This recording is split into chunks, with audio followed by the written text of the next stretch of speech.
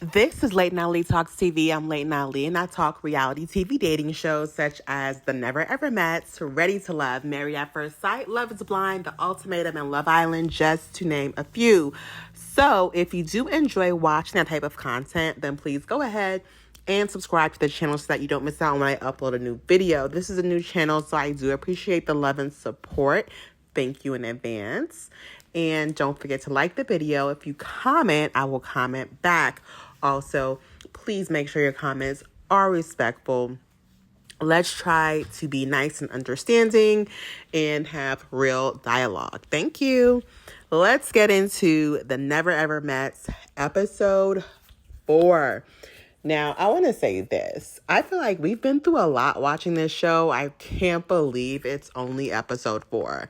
We saw Alexis and Dominique have their whole DV situation in episode 1. Then episode 2 and 3 is super heavy on Sienna and Brandon. She was calling him the B word.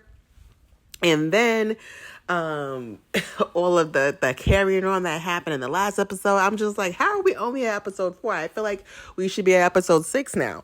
But let's get into it. So the episode starts again with Josh and Shay. They are so, close and comfortable. Yeah, they've been, dating for 12 years, but I do think that this show is fake. So I do think that Shay and Josh have been together before at some way, because they are just so intimate with each other. Like they haven't skipped a beat. Like they just gel perfectly. And of course they should if it's been 12 years, but I don't know. They just seem so 100% comfortable with each other. Like no time has passed. And she's like, plucking his ear hairs and, they're just so cute together. Okay. Then we see Diamond talking to Millie, and she's bringing up the whole situation with Chris and Santia. Chris being a little bit too flirty with Joanna, aka Jody. Okay, so Diamond and Millie agree they need to have a conversation with Sandia. So they go and they get Sandia, and she is actually sitting in the room with Chris. So all in front of Chris, as if Chris ain't gonna ask what the heck is going on, right? But they pull Sandia for a chat. They tell her, look, Jody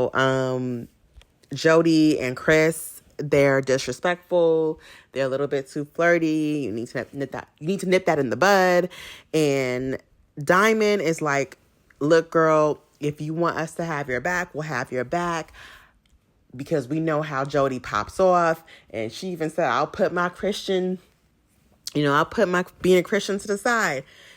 And someone pointed out that Diamond was the same person who said in episode 1 that she did not like to be around a lot of women because of the drama. But it's like, girl, you're in the middle of the drama. Now, a lot of people feel like, look, Sandia is very passive. She's not really speaking up for herself. Chris is walking all over her. Yes, all of that is true. But she is a grown woman, and she has to be able to stand up for herself. She has to do it. She knew in episode 1 what Chris was saying privately. Well, not privately, but when Chris was talking to the guys, she heard him. She heard what he was saying, and she knew it was wrong, and she let it slide. So that's who Sandia is. But she goes and she, goes back to Chris, and Chris asked her what the ladies want to talk to you about. And she said, about the whole situation with you and Jody. And Chris, of course, goes off, and he's like, it's nothing going on. You're being insecure. I don't want to keep talking about this, yada, yada, yada. And then he calls Jody over and brings her into the conversation. If you are having an intimate, a conversation with your partner about, them feeling like you're a little bit too you may be inappropriate with someone else. You don't need to bring the other person over into the conversation, so that was just wrong on his end. But Jody comes over and Jody's like sitting on the chair with Sandia like, no, nothing, we didn't do nothing. And Chris is like, have I done anything inappropriate with you? No, you didn't do nothing. And she's like, playing with Sandia's braids, and she's just trying to convince her like, no, nothing's happened, and there's no issue here. And I was surprised that Aaron J was with Jody when she walked over, because we never really see them together, or we never really see them doing anything. Now, I will say it could be editing, it could be production trying to push this narrative. But he damn sure came hopping along, as he should, because why is this man calling my girl, right? But we know Jody and Aaron J ain't together, okay? We know that Aaron is on the show for his music career, and Jody's just on TV to be on TV. So that whole situation accomplishes absolutely nothing with Sandia. She looks uncomfortable all the time. Okay, so Taronda Jones, the host, comes and she starts pulling the couples. She talks to Sienna and Brendan. And baby, I was so happy. Brandon finally says, look, there's no romantic connection. And Sienna said, yes, I think that we can save this, just talking about them and the arguments they're having and all this stuff. And Brandon is like, no, the romantic connection is done. It's over. There's no saving that. It's not worth saving. And I was so proud of him for standing up for himself. Let that woman know she can't treat you how she treats you and think that you are interested in her anymore. It's a done deal. It's a Reynolds wrap. We're done. But surprisingly, they were still in the house. I would have loved if Brandon would have said, I'm going to pack my bags and go.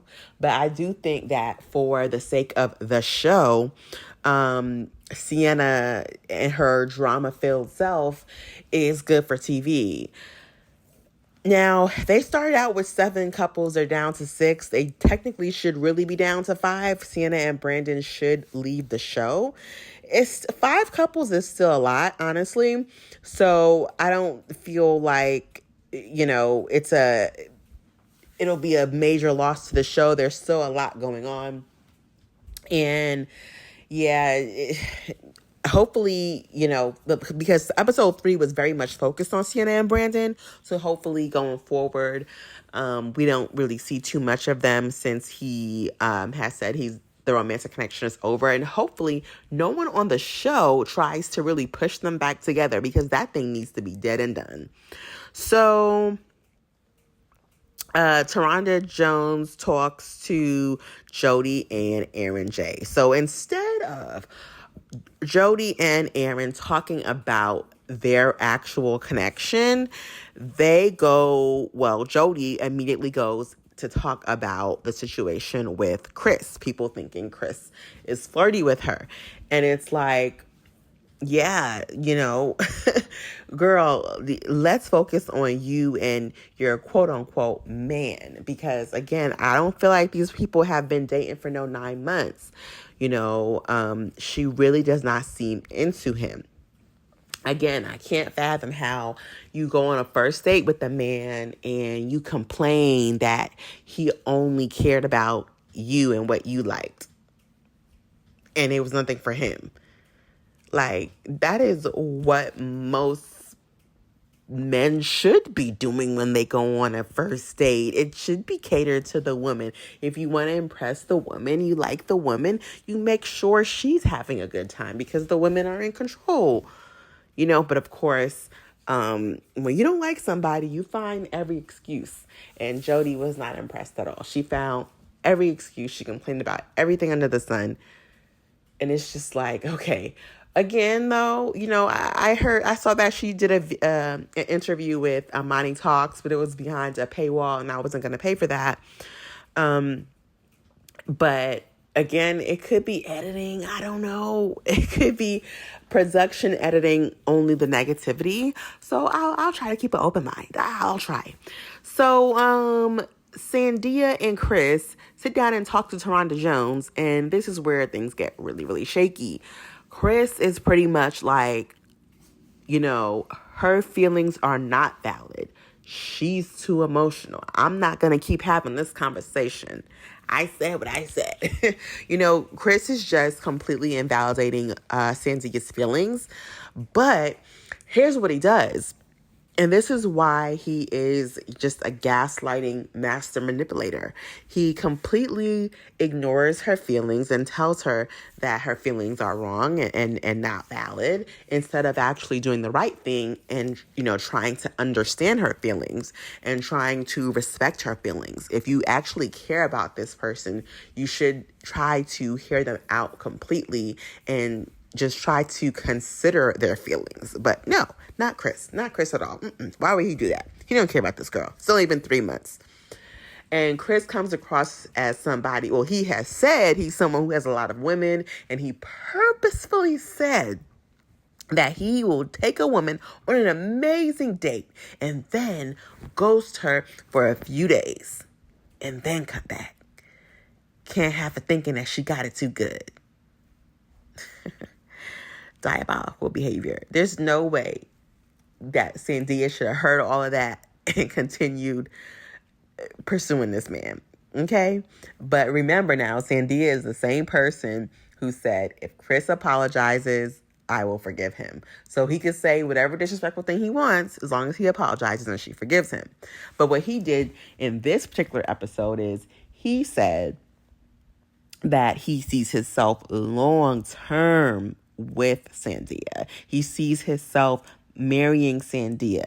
And of course, that's what almost every woman wants to hear, that a man is interested in marrying them. So it doesn't matter how bad he's treating her. It's all going to be worth it when I get that ring. And that is the coup de grace. That is the kiss of death, because she's going to stay in this toxic place with him because he's giving her that reassurance that marriage is something he's thinking about. It's not anything he's thinking about when he said that he don't trust women. Like you have to think of, you have to listen to everything that the person is saying, not just some of the things they're saying, everything. Because he said he does not trust women. It takes him at least 6 months to trust women. Now, someone said he is the president of the He-Man Women Haters Club, and I completely agree. I mean, this man is one of those red pill Kevin Samuels type guys. And it's just very, very unfortunate. He is with Sandia simply because Sandia is a very passive person. She's probably, a woman who's going to cook and clean. He can have her at home while he does his dirt. And then when he gets home, he can say whatever he wants or just apologize and she'll let it go. Because remember, that's what she said. She said, if he apologizes, I'll forgive him. Here's the thing. There's certain things that you just shouldn't do. Apology is not going to fix it, right? Come on. This is just it's not going to get any better. It's not going to get any better. Chris is here for TV. Chris just picked one of the women, probably one of the many women that he's talking to, in my opinion, and he decided to be on TV to gain more followers. But Chris, this is diabolical. And Sandia, she's just hoping, to get chosen. She's not really sticking up for herself. But Chris gives her an inch, man. An inch. And she just is like, she's cool with it. Taronda mentions they can go to therapy. He's like, I don't need therapy. And she said, well, I can't go by myself. And he said, you know what? I'll go with you. And, that's that other inch, right? He gives just a tiny little bit. Like, I don't need to go to therapy, but fine. If you want to go, I can go. Oh, I don't care about your feelings, but I do see myself long term with you. Make it make sense. Because the math is not mathing. What do you mean, the way she's so insecure and you don't care about her feelings, but you can also see yourself marrying her? How does that work? Let me just tell her what she wants to hear, and that'll keep her off my back. Chris goes and talks to the men about this whole situation because, it's pretty much a big topic. And Aaron H., Mr. Fedora hat wearing,